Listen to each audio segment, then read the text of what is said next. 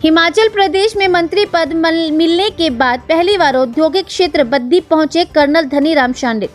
बद्दी के विधायक व सीपीएस रामकुमार चौधरी और कांग्रेस पार्टी के कार्यकर्ताओं ने फूल मालाएं पहनाकर किया स्वास्थ्य मंत्री कर्नल धनीराम शांडिल का स्वागत।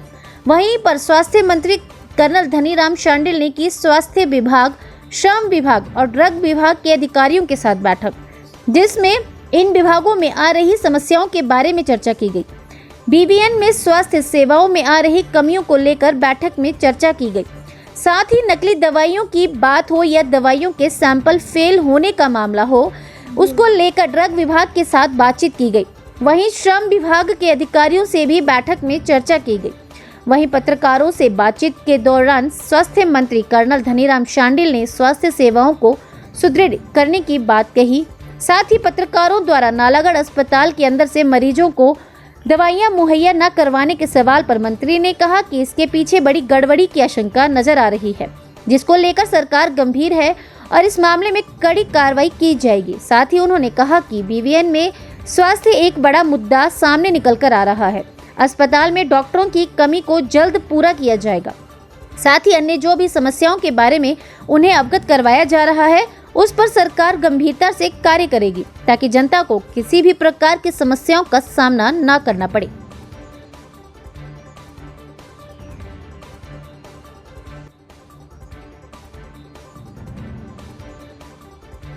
आज हमारी तीनों विभागों की मीटिंग यहाँ पे हुई बद्दी में।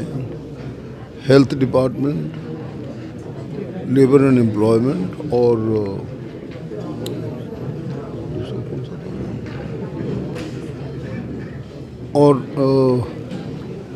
Drug control. हाँ, ड्रग कंट्रोल बेसिकली।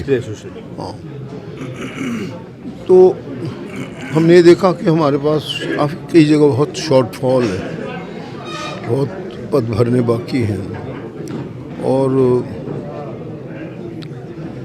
पद भरने के साथ साथ हमने जो यहाँ के ड्रग इंस्पेक्टर, ड्रग कंट्रोलर के साथ जुड़े विषय हैं उन पर भी ध्यान दिया। किस प्रकार से हम अपने सैंपल्स हैं जो फेल हो जाते हैं उन पे एक्शन करते हैं, किस प्रकार से हम अपनी जो मेडिसिन है उसकी गुणवत्ता को बनाए रखें ताकि आम लोगों तक जो दवाई पहुँचे वो ठीक हो और सबसे बड़ी बात उसके रेट इत्यादि भी ठीक हों, गुणवत्ता के साथ उसके रेट भी ठीक होने चाहिए। आज अंतर्राष्ट्रीय स्तर पर ये भी एक देखने में आया है कि कभी कभी किसी भी एक ड्रग के प्राइस ऊपर बढ़ जाती है जबकि उसकी इतनी ज़्यादा प्राइस नहीं होनी चाहिए। ये भी हमारा विषय आज का था। और इसके अलावा जो हमारी आम लोग हैं उनको हम किस प्रकार से अपनी मेडिकल फैसिलिटीज़ दे सकते हैं, उनको कैसे पहुंच सकते हैं ताकि वो लोग जिनको आना होता है थोड़े उनके अच्छे हालात नहीं होते, जिन्होंने उनको लुक आफ्टर करने आता उनके रहने का इंतजाम नहीं होता, तो हमारा एम ये रहता है कि हम किस प्रकार से जो बेसिक हमारे स्ट्रक्चर है इसका उसको बढ़ाएं ब्लॉक लेवल पे, गांव के स्तर पे, ताकि ये फैसिलिटीज़ लोगों को वहीं मिल जाए और सिवाय बड़े उपचार के या बड़ी सर्जरी के जिसके लिए मेन हॉस्पिटल को आना हो, बाकी चीज़ों में हम उन्हीं स्तर पर करना चाहें, ये भी हमारा एक फोकस है और इसी तरफ हम प्रयासरत भी हैं। मैं आपको बता दूं कि हमारी सरकार ने 2 बड़े फैसले लिए हैं, क्योंकि जो घोषणा पत्र का चेयरपर्सन था मैं खुद ही था, मेरे साथ 3-4 और भी मेरे माननीय विधायक महोदय थे। उन्हें सबसे बड़ी आपने बात कही थी कि ओपीएस बहाल होगा और हमारे जो मैं समझता हूँ धर्मात्मा सीएम ही कहूँगा मैं, क्योंकि हमारे जो सीएम साहब है वो सबसे पहले एक आश्रम में गए rather than coming to the CM table, और उन्होंने वहाँ जाकर सचमुच एक बात सीखी कि देखो इनका कोई नहीं है। तो आपने देखा होगा कि हमने एक सुख आश्रय कोष बनाया है जिसमें हम सब ने भी 1-1 लाख रुपया दिया, सभी जितने हम विधायक गण थे और दूसरे चाहे वो अपोजिशन के हैं चाहे रूलिंग है। और इस प्रकार से और भी बहुत सी फैसिलिटीज़ हमारे जो आश्रम है उसमें हमने स्पीड अप करना, जो काम अधूरे रह गए उनको पूरा करने की बात कही। दूसरा एक जो ओपीएस के अलावा ये जो मैं बता रहा हूँ, ये हमारा फैसला दूसरा था, जिसमें जिसका कोई नहीं है उसकी सरकार माता पिता होगी। तो ये भी एक फ़ैसला हमारा बहुत अच्छा फ़ैसला रहा है और सचमुच में ये हर लिहाज से, चाहे मेडिकल केयर के साथ हो, चाहे उनकी शिक्षा की तरफ हो, दुनिया भर के बच्चे बाहर जाना चाहते हैं ताकि उनकी अच्छी एजुकेशन हो, खासकर मेडिकल एजुकेशन हो, उसके लिए सरकार ने ये बीड़ा उठाया कि जो बच्चे जो अपना फीस नहीं दे सकते वो सरकार उनके लिए देगी।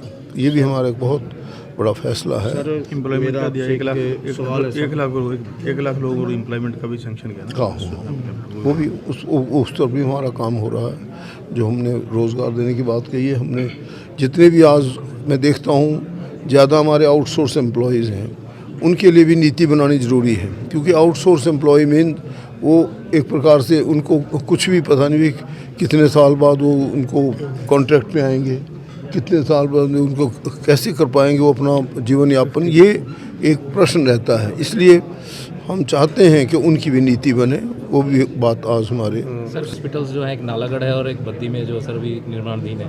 पर सर एक चीज़ है सर, यहाँ पे जो पेशेंट्स को दिक्कत आ रही है कि मेडिसिन जो है वो हॉस्पिटल से नहीं मिलती है sir. Even then sir paracetamol तक की जो टैबलेट है वो भी हॉस्पिटल से नहीं मिल रही है।